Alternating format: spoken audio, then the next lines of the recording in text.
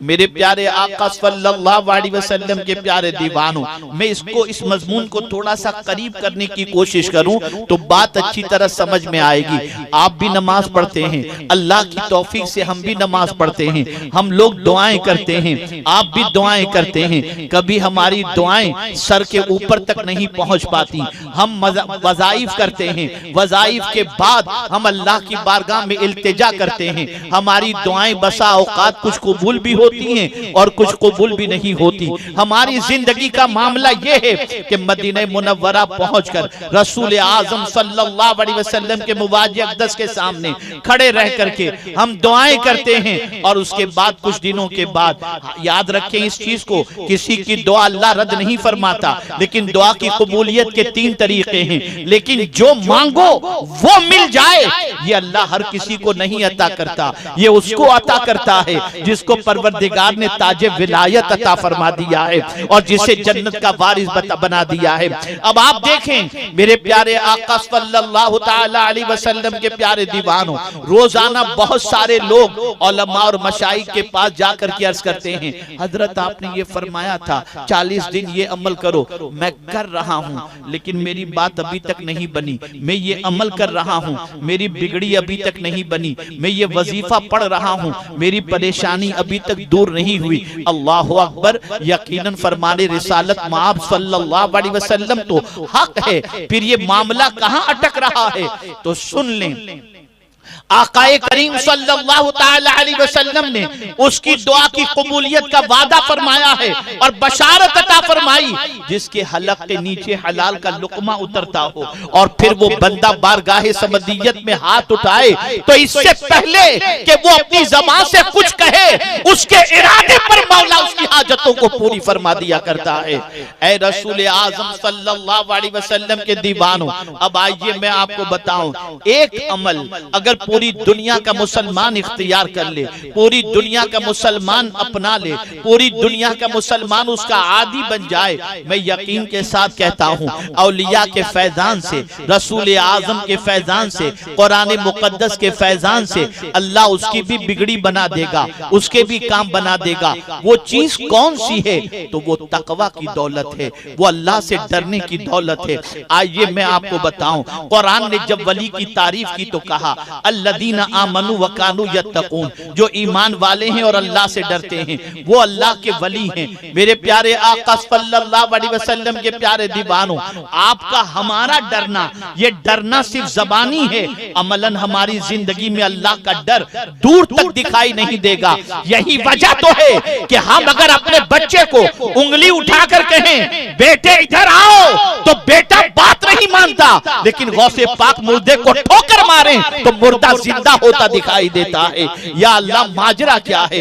मुर्दे को गौसे पाक ने खिलाया नहीं, ठोकर मारते हैं तो जिंदा हो जाता है। जिस बच्चे को पूरी जिंदगी खिलाए हैं वो बच्चा बात नहीं मानता तो जवाब मिलेगा गौसे पाक का कदम गुनाहों की तरफ नहीं उठा, गौसे पाक का कदम अल्लाह के इरशाद के खिलाफ नहीं उठा। और इतना अजीम कदम था गौसे पाक का कि गौसे पाक फरमाते हैं कदमी हादिही अला रक़बति कुल्ल वलिय्यिल्लाह, कि मेरा ये कदम सारे औलियाए किराम की गर्दन पर है। आइए समझते हुए चलें, ऐ रसूल आजम सल्लल्लाहु अलैहि वसल्लम के दीवानों, गौसे पाक जो कह दे मौला वो कर दे, गौसे पाक जो चाहे मौला वो कर दे, गौसे पाक जो कह दे मौला उसे कबूल कर ले। बल्कि गौसे पाक रज़ी अल्लाह तआला अन्हु अगर ये चाहे कि इस चोर को मैं कुतुब बना देना चाहता हूँ तो मौला चोर को भी कुतुब के मकाम पर फाइज फरमा दे। मैं सब हैरान हूँ, या अल्लाह ये माजरा क्या है? सारी बातें गौसे पाक की सुनी जा रही हैं, सारी बातें गौसे पाक की कबूल की जा रही हैं, सारा काम गौसे पाक का होता चला जा रहा है। तो कुरान कहता है वमन यत्तकिल्लाह यजअल लहू मिन अम्रिही युसरा, जो अल्लाह से डरता है अल्लाह उसके सारे काम को आसान फरमा दिया करता है। ऐ रसूल आजम सल्लल्लाहु अलैहि वसल्लम के दीवानों, आज के इस क्राइसिस के पीरियड के अंदर, आज के कोरोना वायरस और लॉकडाउन के पीरियड के अंदर तंगिए रिस्क की शिकायत हर कोई करता डरता दिखाई देता है। लेकिन आइए, अगर कोई ये चाहता हो अल्लाह रोजी में बरकत अता फरमा दे, अल्लाह रिस्क में कुशादगी अता फरमा दे, अल्लाह बेहिसाब रोजी अता फरमा दे, तो वहां भी कुरान कहता है वमन यत्तकिल्लाह यजअल लहू मखरजा व यरज़ुक़हु मिन हैसु ला यहतसिब। अल्लाहु अकबर, मैं हैरान हूं, अमल एक है, बेहिसाब रोजी का वादा मिल रहा है।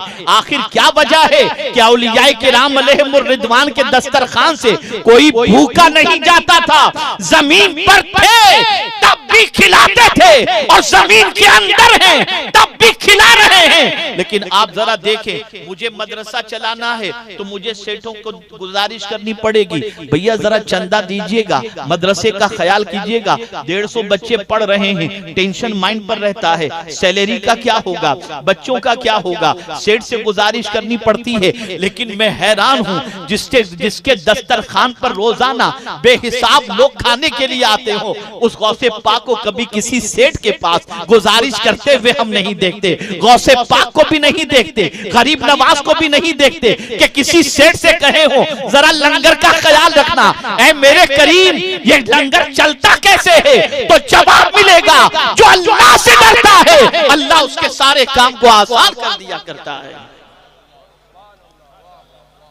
ऐ रसूल आजम सल्लल्लाहु अलैहि वसल्लम के दीवानों, कुरान के अंदर उन चीजों को तलाश करो जो चीज तुम्हारी मुसीबतों का हल है, जो चीज तुम्हारी परेशानियों का हल है।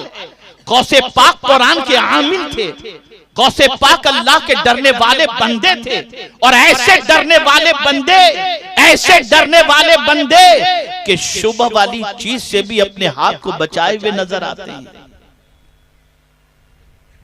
मुझसे बड़ी लतीफ बात है, बॉम्बे के एयरपोर्ट पर एक इमिग्रेशन ऑफिसर मुस्लिम ने मुझसे एक सवाल पूछा गौसे पाक से मुतल्लिक। उसने मुझसे ये सवाल पूछा कि हजरत ये बताइए कि हमारी नाइट शिफ्ट अगर होती है, 2 रातें हम जग लेते हैं तो फिर चलना हमें दुश्वार होता है, पैर लड़खड़ाने लगते हैं, तबीयत में बदमज़गी पैदा हो जाती है। हजरत ये बताइए, ये अल्लाह वाले और खास तौर पर गौसे पाक 40 साल तक इशा के वुजू से फजर की नमाज उन्होंने अदा की, तो क्या उनके पैरों में लड़खड़ाहट या उनको नकाहत नहीं होती? ये सवाल उसने पूछा। तो मैंने कहा बेटा, मुझसे ही बैठे, तो मैंने उससे कहा बेटा जैसा सवाल है इंशाअल्लाह उसके मुताबिक मैं तुम्हें जवाब दूंगा। उसने कहा हजरत फरमाएं।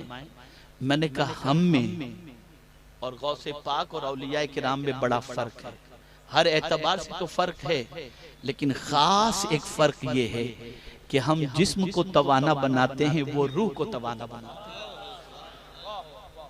हम जिस्म को ताकतवर बनाते हैं, वो रूह को ताकतवर बनाते हैं। और याद रखना, जिस्म पर हुकूमत रूह की है, रूह पर हुकूमत जिस्म की नहीं है।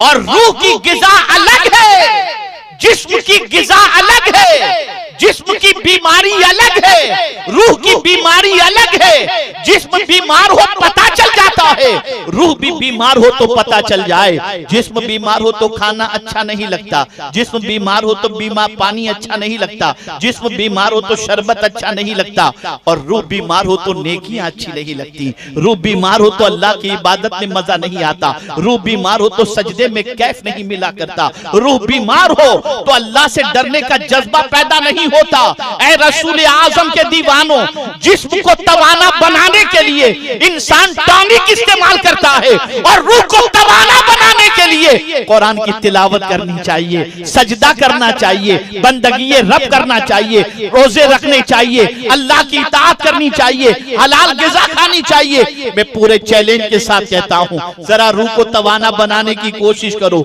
जरा रूह के इलाज की कोशिश करो, जरा रूह के सिलसिले में मेहनत और मशक्कत करो, तो पता चलेगा। मेरे प्यारे आका सल्लल्लाहु तआला अलैहि वसल्लम के प्यारे दीवानों, तो अर्ज ये कर रहा था, एक अमल है। और मैं जब कुरान का मुताला और रसूल आजम सल्लल्लाहु अलैहि वसल्लम की सीरत को पढ़ता हूँ तो मुझे हैरत होती है कि इस एक अमल पर इतना उभारा गया है, तकवा पर इतना उभारा गया, इतना उभारा गया, इतना उभारा गया कि हद तो ये है कि तकरीब निकाह की है, तकरीब निकाह की है। लेकिन हुजूर सल्लल्लाहु अलैहि वसल्लम खुतबे में जो आयत पढ़ते हैं वो भी तकवा। ये नहीं पढ़ रहे फन के हु महताब लकुम मिनन निसाई मसना वसुला सवरुबा। ये नहीं पढ़ते वमिन आयाते ही अन खलक लकुम मिन अनफुसिकुम अज़वाजन लितस्कुनु इलैहा।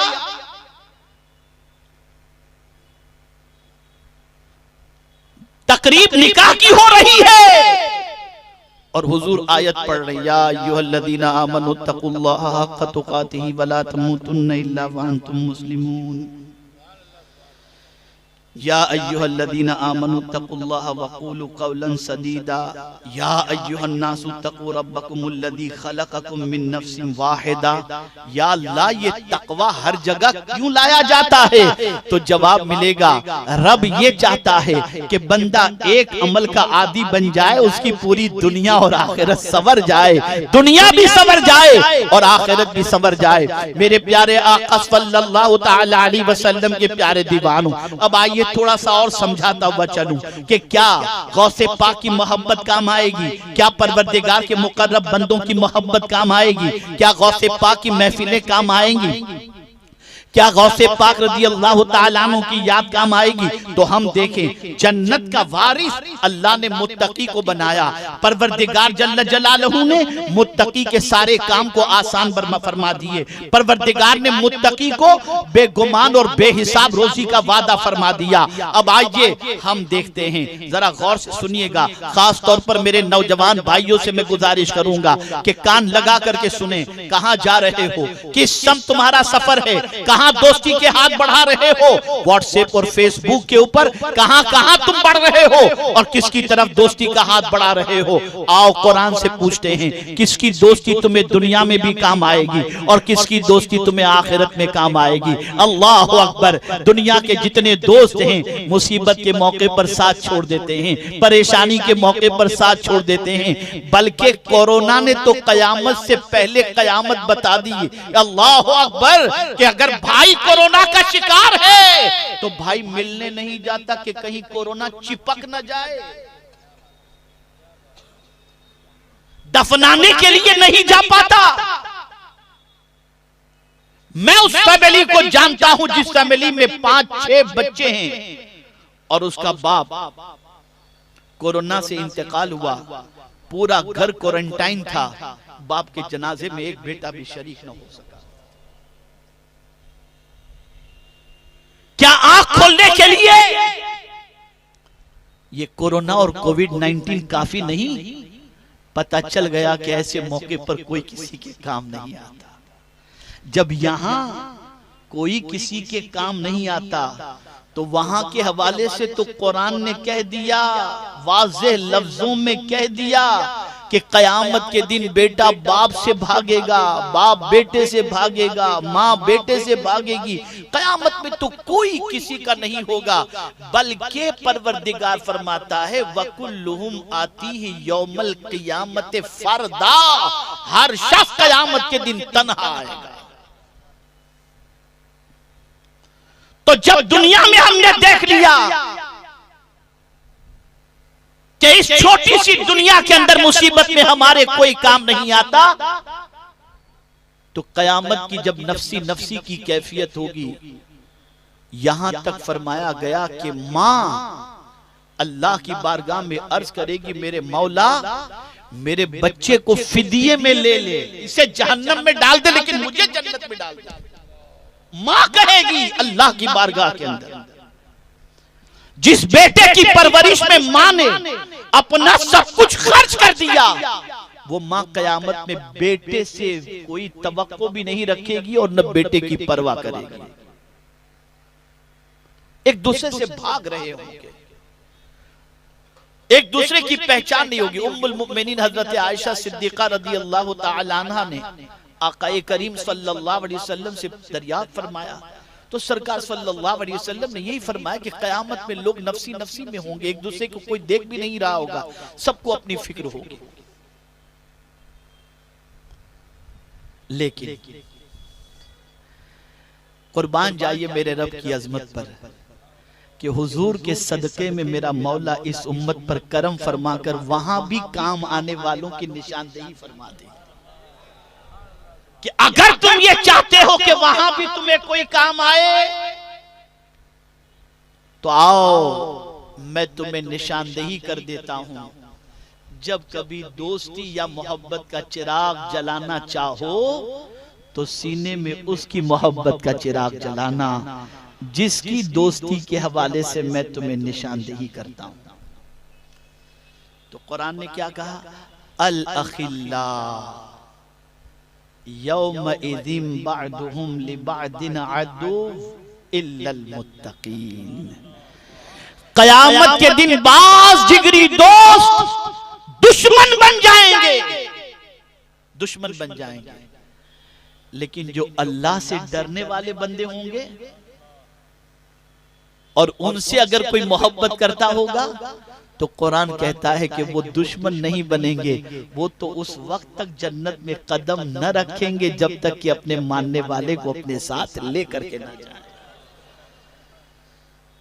इसी को आला हजरत अजीमुल बरकत कहते हैं। इस निशानी के जो सग हैं नहीं मारे जाते, इस निशानी के जो सग हैं नहीं मारे जाते हश्र तक, दुनियाई में नहीं, हश्र तक मेरे गले में रहे पट्टा तेरा।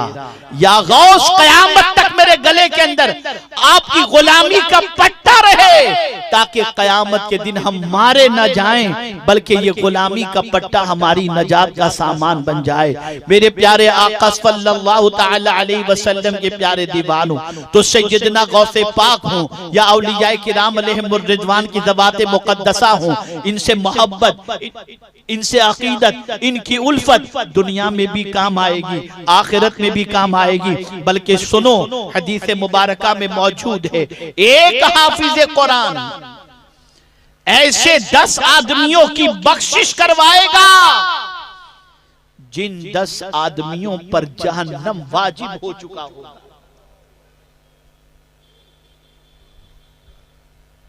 कौन सा हाफिज कुरान? जो आम हाफिज कुरान से हिफ्ज किया,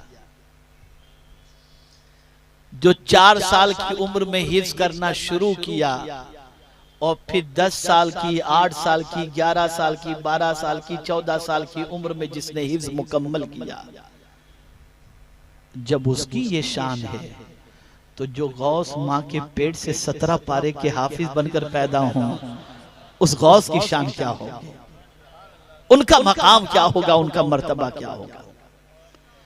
ऐ रसूल गिरामी वकार सल्लल्लाहु अलैहि वसल्लम के दीवानों, ये कौम बहकती नहीं, मुसलमान आवारा न होते, मुसलमान बिगड़े हुए रास्ते के मुसाफिर न होते, मुसलमान नौजवान आवारा न बनते अगर मुसलमानों के दिलो दिमाग के अंदर अल्लाह के वलियों की मोहब्बत होती, उनके दिलो दिमाग के अंदर अल्लाह के दोस्तों की मोहब्बत का चिराग जलाया गया होता।